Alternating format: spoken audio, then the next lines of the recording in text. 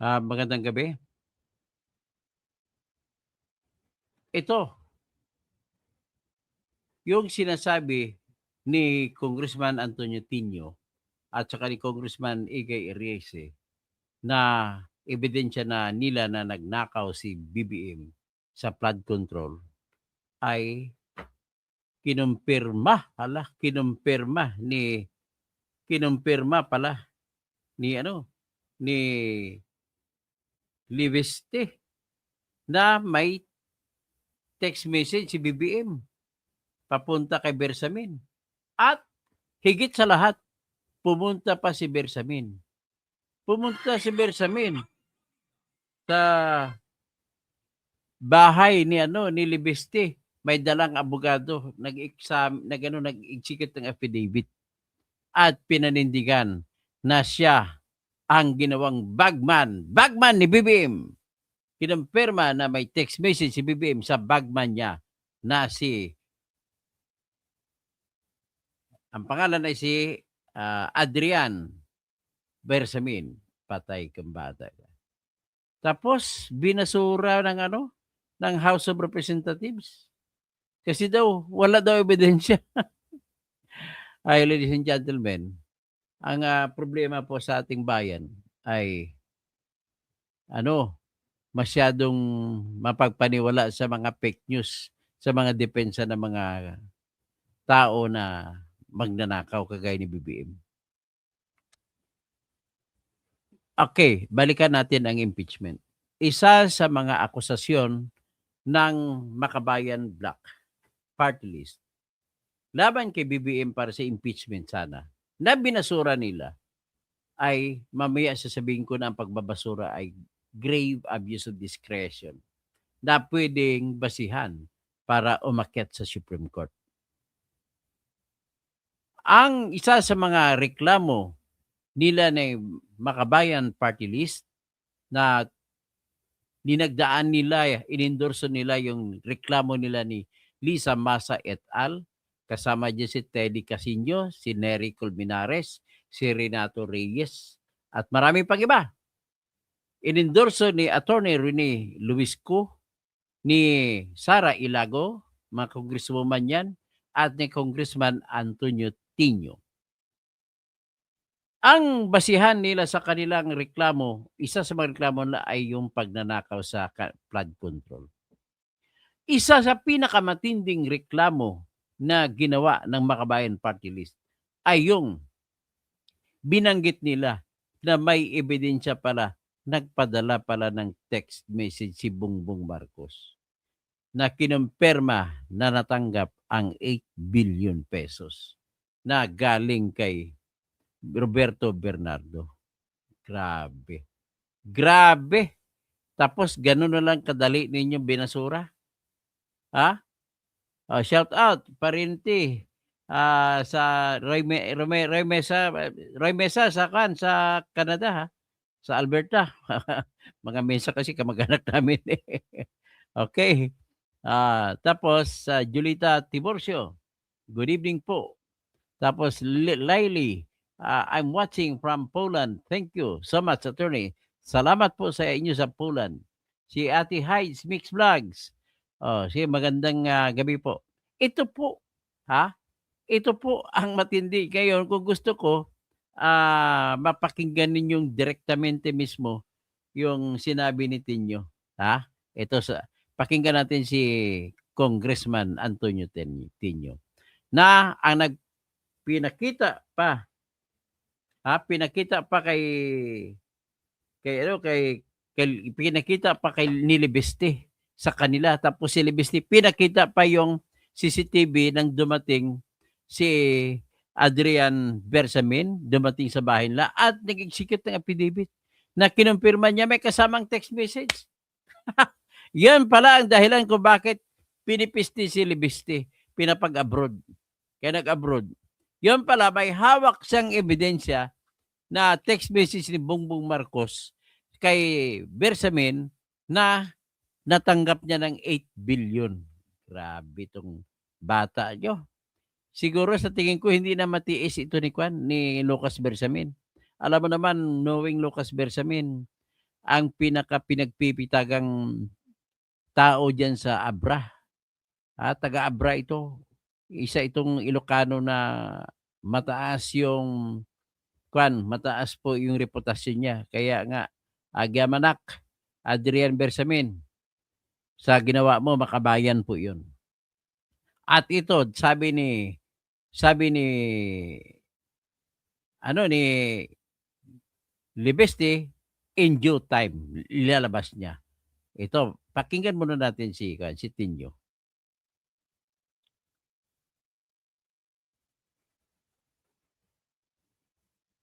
Ito po si Tinyo. Message sina Pangulong Bongbong Marcos at dating Undersecretary Adrian Bersamin kaugnay sa kickback. Ulitin.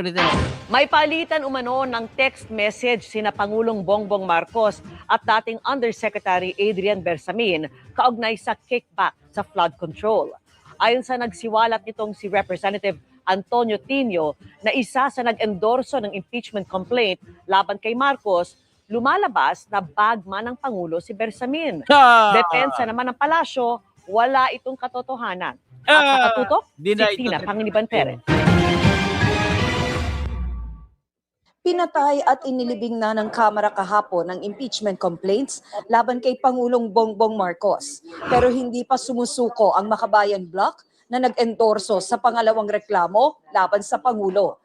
Pinag-aaralan daw ng grupo kung paano pa magagamit bilang ebidensya laban sa Pangulo ang umano'y palitan nito ng text messages kay dating PLLO Undersecretary Adrian Bersamin noong nakaraang taon. Mga komunikasyon sa pagitan mismo ng Pangulo at saka ni Undersecretary Adrian Bersamin. Ang lumalabas talaga ay siya yung personal runner, ibig sabihin utusan, bagman, Bersamin. Complete na po ang 7.122 delivery sa akin. Tapusin ko po computation today. That was March 24, from July 10, 2025. Ito nga yung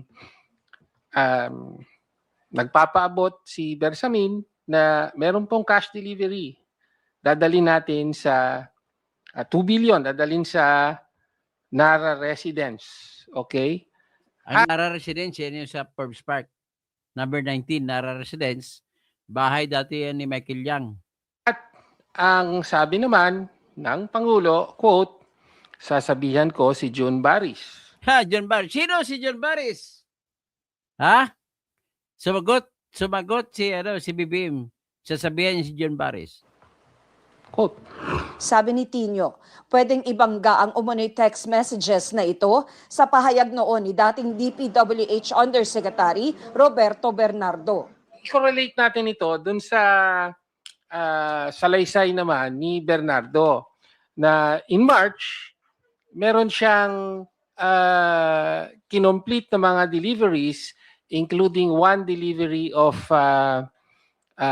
is it around 2 billion, ganon, in an armored van, diba? Nang tanungin kung sino ang nagpakita sa kanya ng messages, sabi ni Tino, isa nga po si Congressman Liviste sa sources. Yes. Ipapakita rin niyo po ba sa amin yung pong text messages? Ako? Apa. Well, you know, it's better that, for example, Congressman Liviste be the one. Bakit? Because he can explain the provenance of these records. Siya ang mas makakapagpaliwanag kung paano napasakamay sa niya ang mga records na ito. Ayon pa kay Tino, alam rin daw ito ni Representative Egay Erice at iba pang kongresista. Sinisikap namin kumpirmahin ito kay Leviste. Pero ipinadala lang niya ang kanyang social media post na nagsasabing sa mga nagtatanong kung totoo bang may hawak siyang ebidensya, panoorin na lang daw ang mga pahayag ni na Representative Antonio Tino at Egay Erice. Sa isa namang text message, kinumpirma ni Erice na ipinakita nga ni Leviste ang sinasabing text messages ng Pangulo at ni Bersamin. Sabi ni Erice, natakot daw si Bersamin na maging fall guy, kaya gumawa raw ito ng affidavit sa bahay ni Leviste sa Taal, Batangas. Ipinakita pa raw sa kanila ni Leviste ang CCTV footage ng pagdating ni Bersamin kasama ang ilang umano'y mga abogado.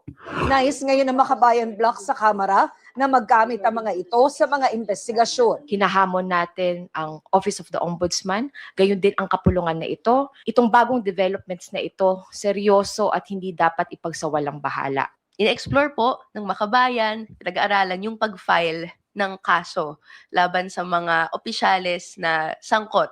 Pero sabi ni Palace Press Officer Claire Castro, Ano? wala raw katotohanan ang mga ibinabato ngayon sa Pangulo. Hindi na raw bago ang mga intriga mula sa mga taong nais siyang patalsikin sa pwesto. Para sa GMA Integrated News, Tina Panganiban Perez, nakatutok, 24 oras.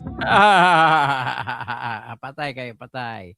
Patay kayo. O ito po, tingnan natin po ang post ni Leandro Mendoza, Ligarda, Libeste. Ito po. Kinonfirm niya po. So, ito ha. Sabi niya, hindi ko gusto mag-abroad. Humingi ako ng pahintulot sa Kongreso dahil pinakiusapan ng aking ina ng ilang representante ng administrasyon na mag-abroad ako, kaya tuluyan kong ilabas ang ebidensya tungkol sa mga proponents ng mga maanumalyang DPWH projects. Higit pa sa Cabral Files na sa akin ang ebidensyang nagpapakita ng pagtanggap ng kickbacks. Yan! Patay kayo. Pagtanggap ng kickbacks. Patay kang bata ka. BBM, patay kang bata ka. Pinayuhan akong hindi ito pa ngayon ang tamang panahon para ilabas ito. Gayunpaman, nakapaghanda na ako ng video para kahit ano mangyari sa akin, ilalabas ang katotohanan. Kapag binilabas na ang ebidensyang ito, maunawaan niyo kung bakit nila ako inaatake. Ito pala kaya pala sinasabi niya parang may martial law na de facto. Dahil sa takot nila sa ilalabas ko. Gayunman, hindi tayo natitinag sa mga paratang na walang basihan at lalabas din ang katotohanan sa tamang panahon. Kailan kaya? At kapag dumating ang panahong yon, sana maunawaan niyo kung bakit ako pinayuhan na hindi pa ngayon ang tamang oras upang ilabas ito. Umaasa rin ako na magbabahagi ng katotohanan sina dating Undersecretary Bernardo, Secretary Bunuan at iba pang kasalukuyan at dating Cabinet Secretaries at Undersecretaries. Ang tamang panahon ay darating kapag ang may alam tungkol sa mga maanumalyang DPWH projects at kung sino ang nakatanggap ng kickbacks ay handa ng magsalita. At mangyayari lang ito kung ramdam nila na susuportahan at protektahan sila ng taong bayan kapag ibahagi nila ang katotohanan. Katakot-takot ang ginagawa ng mga sangkot sa mga anomalya para pagtakpan ang katotohanan. Sana wala ng testigong magtatagpo ang patay, mahuhulog sa bangin o mapatahimik. Ngunit kung may nangyari man, mabuti kung nakapag-iwan sila ng kanilang files, affidavit o recordings sa mga mapagkatitiwalaang tao para hindi mabaon ang katotohanan. Nakikiusap ang mga representante na huwag silang ipangalanan. Kaya, Yusik Claire, huwag mong sabihin hindi ito totoo. Ha? Para hindi ko mapangalanan ang mga kasamahan mo. Nung sinabi kong kung papatayin niyo ako, lalabas ang katotohanan, hindi ko ibig sabihin, doon lamang ito lalabas. Kahit buhay ako, lalabas pa rin ang katotohanan. Yan po. So ngayon, ulitin natin, ipakita natin ang mga mali-malitang pera na binigay ni Saldico kay BBM, Bongbong Marcos, sa pamamagitan ng pagbigay kay Martin Romualdez. Ito po yun.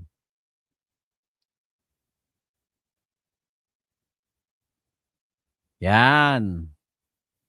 Ito ay May 1, 2024. May 1, 2024, 1 bilyon.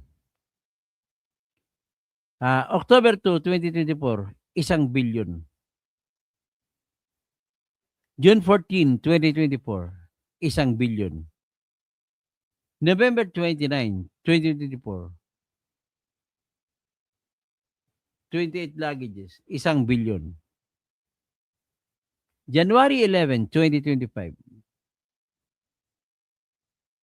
500 million. December 14, 2024, 250 million. July 16, 2024, 1 billion. January 17, 2025, 500 million. August 8, 2024, 500 million.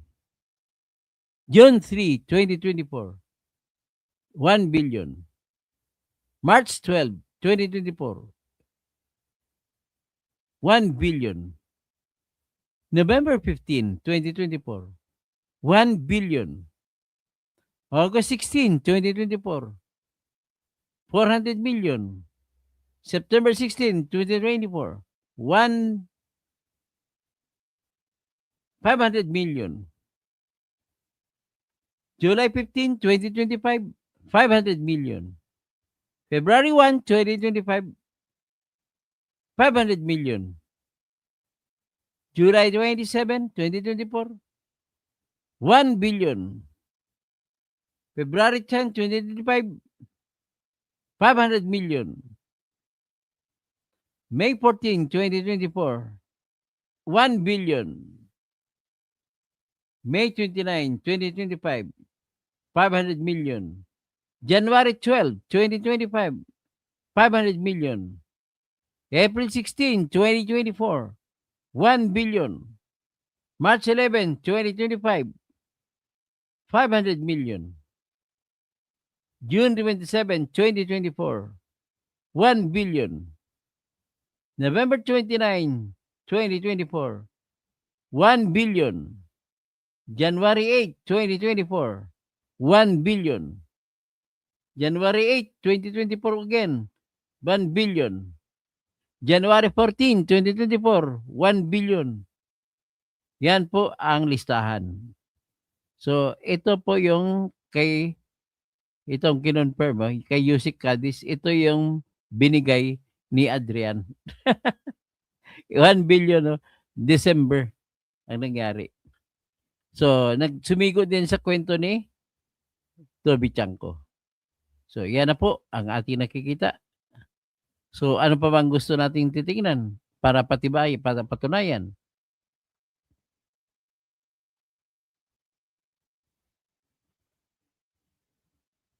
Ito, pakinggan natin alit ang mga sinabi ni Kwan. Sugar. Ang kita mula sa importasyon ng SOP collections sa Bureau of Customs na umabot sa 11 billion pesos. Sibuyas na ang SOP collections sa Bureau of hawak naman ni Martin. Wag yan, wag yan. Ito banata natin.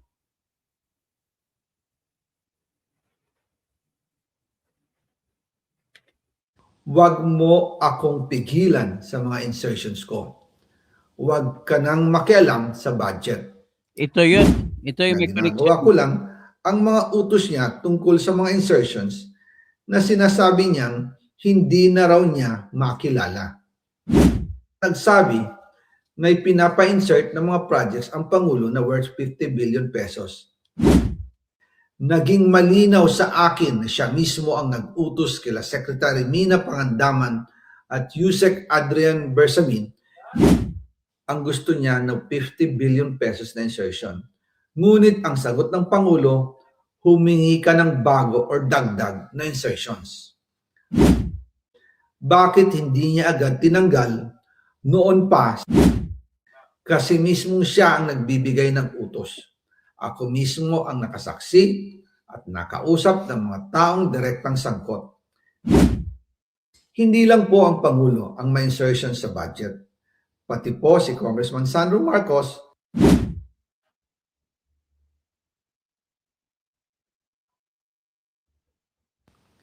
Pero kahit na i-deliver na ang 1 billion pesos para kay Pangulong Marcos at kahit na isama na rin sa 2025 budget ang 100 billion pesos insertion sa pamamagitan ng BICAM Committee, ayon mismo sa utos ng Pangulo, nagagalit pa rin daw si BBM. Kaya noong February 2025, sumulat po ako ng isang confidential letter kay Pangulong Marcos. Doon ko ipinaliwanag na ginagawa ko lang ang mga utos niya tungkol sa mga insertions na sinasabi niyang hindi na raw niya makilala. Ilalabas ko po ang sulat ko sa Pangulo kasama ng bidyong ito. Si Yusek Jojo Cadiz ang nag-ayos ng aming meeting noong March 2025 sa 1201 Aguado Street, tapat ng Malacanang, Gate 4. Pero sa halip na kumalma ang Pangulo, lalos lang siyang nagalit. Sa halip na itanggi o linawin niya ang tungkol sa 100 billion insertion, pinagsabihan niya kami ni dating Speaker Romualdez at sa akin mismo, diretsahan niyang sinabi, "Huwag mo akong pigilan sa mga insertions ko. Huwag ka nang makialam sa budget." Dahil sa mga binitawang salita sa akin ni BBM, naging malinaw sa akin na siya mismo ang nag-utos kila Secretary Mina Pangandaman at Yusek Adrian Bersamin na ipasok ang 100 billion pesos worth of projects. Kaya kung hindi talaga totoo na galing sa Pangulo ang utos, bakit hindi niya agad tinanggal noon pa sina Secretary Mina Pangandaman at Undersecretary Adrian Bersamin nang pinaalam ko sa kanya ang 100 billion insertions sa pamamagitan ng sulat. Bakit ngayon lang nila pinag-resign kung kailan nalaman ng publiko ang tungkol dito? And also kinausap ako ni Yusek Jojo Cadiz at nagsabi na ipinapa-insert ng mga projects ang Pangulo na worth 50 billion pesos. And sinabi ko kay Yusek Jojo na meron ng instruction kay Secretary Mina Pangandaman at Yusek Adrian Bersamin about the 100 billion pesos insertion. And sabi niya, kakausapin niya ang Pangulo na kung pwede, doon na lang i-charge ang gusto niya ng 50 billion pesos na insertion. Ngunit ang sagot ng Pangulo, humingi ka ng bago or dagdag na insertions. Doon po nakita at naramdaman na hindi pwedeng sabihin ng Pangulo na wala siyang alam sa mga nangyayari. Kasi mismo siya ang nagbibigay ng utos. Ako mismo ang nakasaksi at nakausap ng mga taong direktang sangkot. Kaya hindi na pwedeng maghugas kamay at magturo na parang inosente. At kung titingnan ninyo ang 2026 budget, may panibago siyang 97 billion insertions. Pero ngayon, ipinasok na mismo sa President's Budget or NEP 2026. Yan po ang kinumpirma ni Secretary Manny Bunoan na may instructions ang Pangulo na magpasok ng 100 billion ulit sa President's Budget. Kaya wala na siyang pwedeng ipamigay. Ito ay nalaman ko noong May 2025 sa meeting namin kasama si dating Speaker Romualdez sa number 30 Tamarind Street, Forbes Park. Kaya nang nadiskubre ng House of Representatives ang insertion sa flood control sa 2026 budget, ibinilik namin ang DPWH NEP 2026 dahil mali na ito at panibagong flood control projects na naman. Hindi lang po ang Pangulo ang may insertion sa budget. Pati po si Congressman Sandro Marcos, meron din pong pinapasok Like taon-taon. Noong 2023, may 9.636 billion pesos. Noong 2024, 20.174 billion pesos. At nitong 2025, 21.127 billion pesos. Lahat-lahat, ang kabuuan ay 50.938 billion pesos. At bawat taon po, sa tuwing dumarating ang BICAM budget process, lagi po may utos si Congressman Sandro na ipasok ang mga proyekto niya. Nalaman ko na lang sa mga contractor na galit siya sa akin noong pinag-uusapan na ang 2025 GAA budget. Ang sabi daw niya, ipatatagal ako at magpa-file ng maraming kaso laban sa akin. Kasi kulang ng 8 billion pesos yung insertion na gusto niyang ipasok.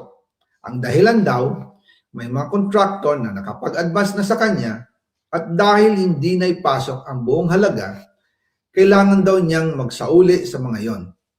Para malinaw sa taong bayan, ilalabas ko po sa video na ito ang listahan ng mga proyekto na kasama sa mga insertions ni Congressman Sandro.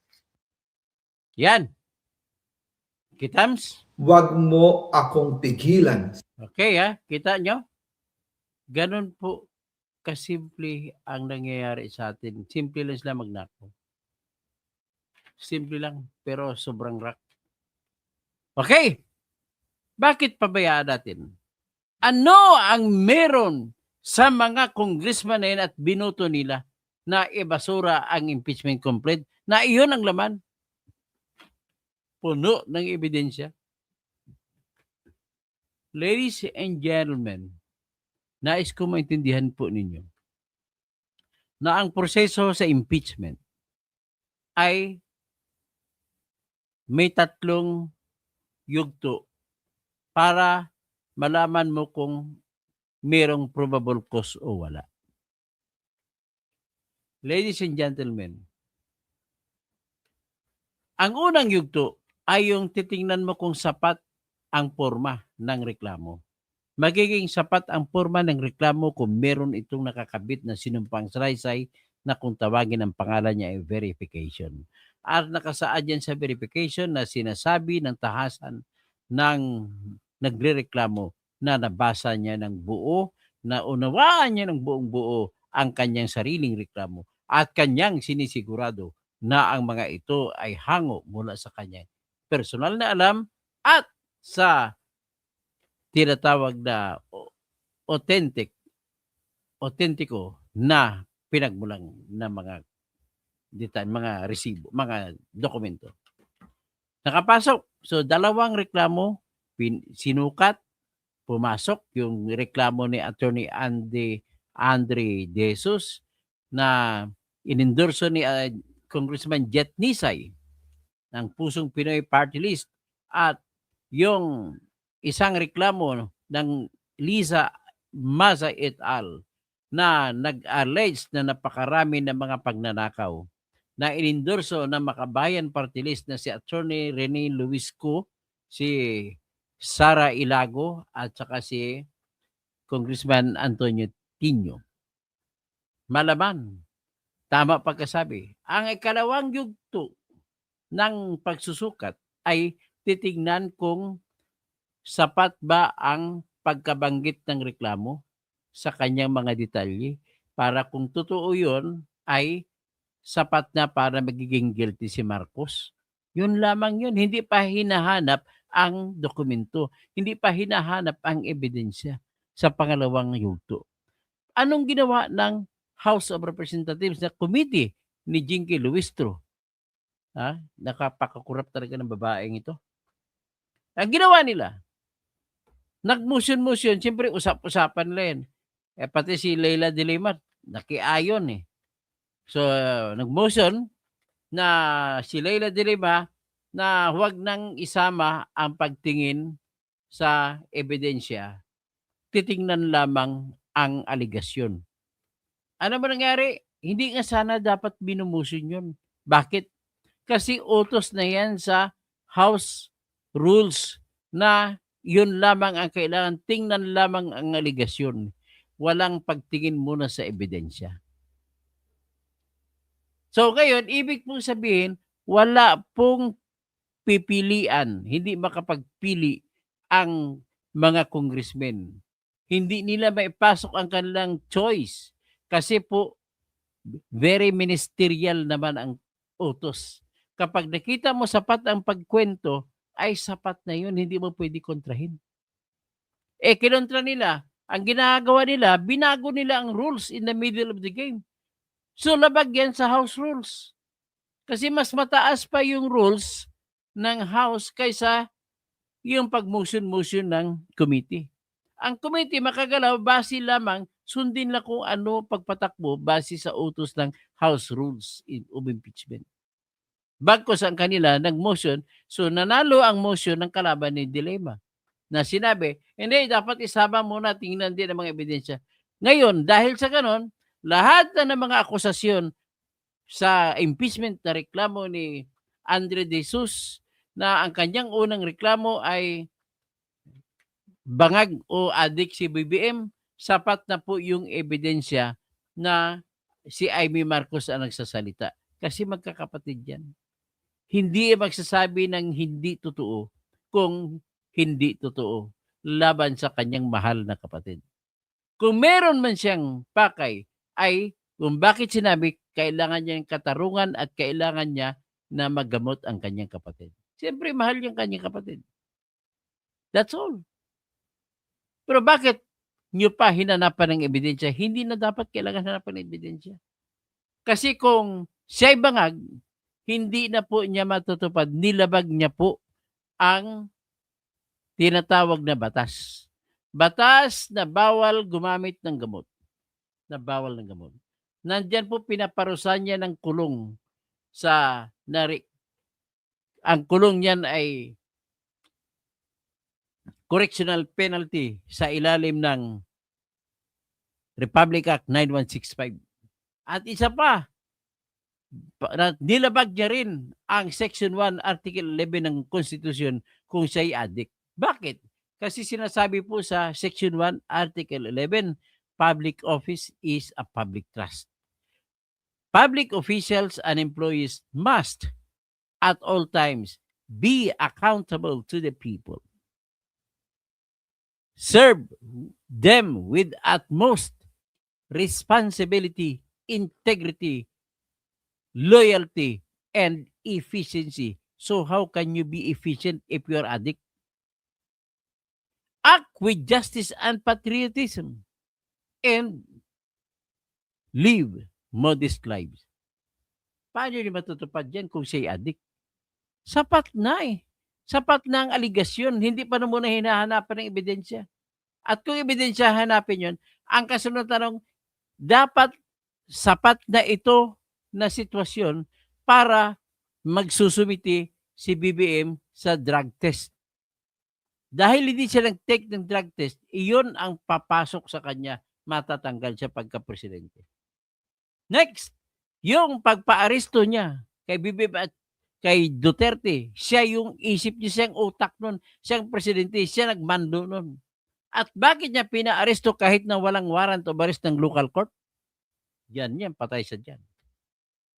Tapos na, ibig sabihin, sapat ang reklamo sa pagbanggit ng mga aligasyon kung paano ginawa ni BBM ang mga kasalanan. Punta tayo sa mga reklamo ng mga kabayan. Magkamal ng salapi, pinaikot niya galing ang BBM parametric formula o itinatawag na baseline, balance, and manage parametric formula para mabibigyan niya ng pundo ang iba-ibang mga distrito. Ginawa niyang rason. Pero, binibigay sa iba-ibang distrito, sa kanya din ang bunsa mapunta.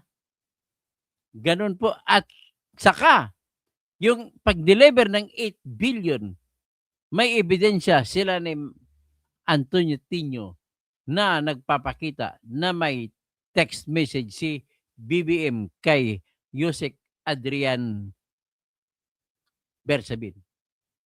At nanumpa pa si Adrian Bersamin sa isang dokumento na ginawa niyang pagsusumpa sa harap ni Congressman Leandro Livesti doon sa bahay ni Congressman Livesti. Kasama ni Adrian Bersamin ang kanyang mga abogado sa paggawa nun. At ipinakita ang cellphone palitan ng mensahe sa gitna ni Adrian Bersamin at saka ni BBM. Sapat ang pagkwento. Pero nilabag nila ang Constitution pilit kasi takot ang congressman. Bakit takot? Kasi sila kasabot doon, mabibisto mga pangalan nila kung sino-sino pinagbibigyan ni Bongbong ng mga budget. So hanggang dyan na tayo para masabi natin na talagang abangan ninyo dahil paparusahan kayo ng bayan sa February 25. Kaya inaanyahan ko kayo, kahit ano man ang party ninyo, basta galit kayo sa corruption, punta na kayo. Huwag na kayo magtingin-tingin kung anong partido meron dyan. Importante magkaisa muna tayo ang lahat ng ayaw sa kurap. Sa tingin ko naman ay hindi naman kayo yung mga DDS naman ay hindi sila itataboy ng mga grupo ni Kiko Aquino di. Kasi kung kayo lang hindi niyo mabayakan yan. Kailangan magkaisa. O di ba? Ngayon magtawag tayo. Si Lalaine Villanueva, Virgie Piquero, grabe lumabas na ang baho ni Bangag. Kate Rero, kaya pilit pinatahimik si Libeste. Ganun po yun ang dahilan. So, Lalaine Torrenuevo, tapos Virgie Piquero, God Save the Philippines. Si Bangag ang mastermind sa corruption. Di ang lala na ng imahe ng Pilipinas ngayon sa buong mundo. Ara Sausa, good evening attorney, God protect you always. Dennis Causing, Inoy. Sir Toto, saan pa kaya nila nakukuha ang mga perang yan? Sa bangko po ba? Kaya, siyempre, sa mga kontraktor mo. Kasi nirelease ng bangko sa mga kontraktor. Laili, ang daming malitang pera, kawawa talaga ang Pilipinas. Kay Kumaro, Serbato Boleno, ano yan, sinasabi mo, yan ba ang ninakaw ni Sara? Hindi Sara, kay BBM yan. Kwento ko ng kwento niyan. Kung gano'n ang ikuan mo, tanggalin na kita dito. Troll ka eh. Tapos Virgie Piquero, very credible lahat yung sabi ni Saldico. Kamekaniko, uwi ka para ayusin upang makulong ang mga kurakot. Tama, umuwi ka na, Saldico, umuwi ka na rin Libeste. Virgie Piquero, pinakain ng ninakaw, kaya nanakaw din ang anak, pati ang apo. Dugo ng mga Marcos magnanakaw. Virgie Piquero, it's time to end Marcos, Araneta, and Romualdez era in the Philippine politics. Sige, mga kabsat, agyamanak, mga kabalin, maraming salamat. Mga waray-waray, maupay, damo nga salamat, dagang salamat. Sa mga Surigao nun, maraming salamat. Bagay, salamat naman lahat kasi ito pupunta Sa mga Maranao, Mapia Gagawi, maraming salamat. So mga viewers Tano, Rosad Barm, at Tano mag-pray tayo kang para lagi tayong biyayaan. Okay? Ang mga Marayaw Dum sa mga Tausog, sa mga Chabacano, buenas noches. Tapos Vaya Condeos. Tapos sino pa? Sa mga Ilonggo, maayong gabi, kag madamong salamat sa mga karaya, mayad nga gabi. Kag Dabo, Krako, salamat. Okay, Virgie Piquero, it's time to end. Okay, hanggang dyan po. Mayroon pa ba? Tapos kay Kumaro, Inday para sa tagumpay. Great life, balik ka Pinas para proof of evidence, puro kadaldal dyan. Sino ba yung sabi mo? Kimi, si Saldico, babalik yan, huwag ka maglala. Lala is din, never Marcos again, dambuhan ang magnanakaw. Virgie Piquero, sa dugo ng Marcos magnanakaw. Alan Felix, attorney, anong klaseng nilalang yung lahi ni Bibim? Adik kasi, si Ivy hindi naman nagnakaw Siya adik siya.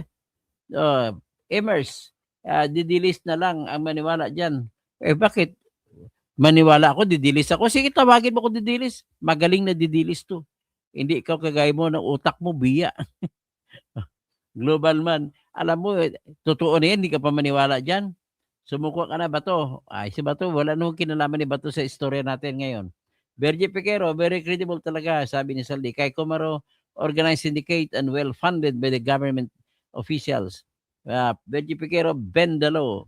Roadster, hello po, hello. Hello po, ma'am. Selma Tariman, watching po from South Korea. Marilyn Bondak, Roadster, tama, Manggid. Tapos, Dennis Causing, kasama sa impyerno mga trolls. Virgie Piquero, mahirap talaga mga adiktos. In hotel, walang kwentang president. Fernando Jr., good evening po. Tapos si Imelda at Tikong, everyone will guide you this morning. this coming February 25. O kung meron po kayong sobra dyan, padalhan nyo naman ako sa GCash. Talagang walang-wala ako.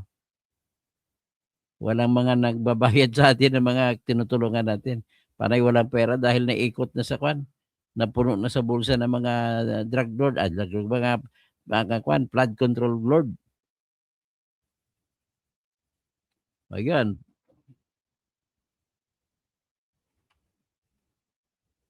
Ito naman ang video savings ko. Saka-sakali lang ha. Wag niyo pilitin sarili niyo kung wala.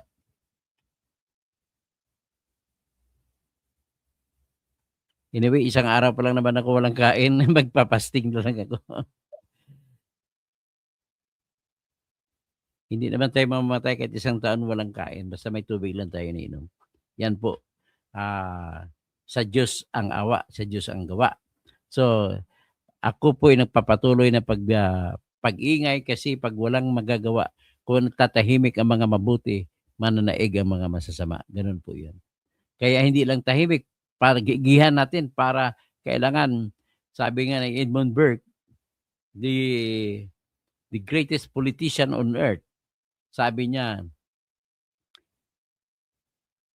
it only takes for the evil to triumph, it only takes good men to do nothing. For us, ang gawin natin, kailangan gagawa tayo ng matindi, hindi lang kayo magagawa. Kailangan gawa tayo ng gawa para na maisigaw natin sa buong mundo. Seryo Kagampang, tama sir, kumutsa mo si Bato, kamukha ba?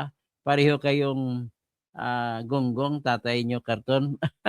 Mas maganda pa sa iyo, Seryo Kagampang, iba na lang kita kasi ang diskarte mo puro ad hominem eh. Pamersonal. Kaya tanggal ka na. Wala ka na. Okay? So, yan lang po. At sa akin, nakikiusap po ako. Mag-member kayo ng channel ko para medyo matulungan nyo rin ako. At siyempre, gumagawa ko ng lecture sa pang-bar exams. May ginawa na ko doon. Tumingin lang doon ang manood na kayo. Dudugtungan. Ang inuna ko lang po ay criminal procedure. Pagtapos yun, babanat ako sa civil procedure.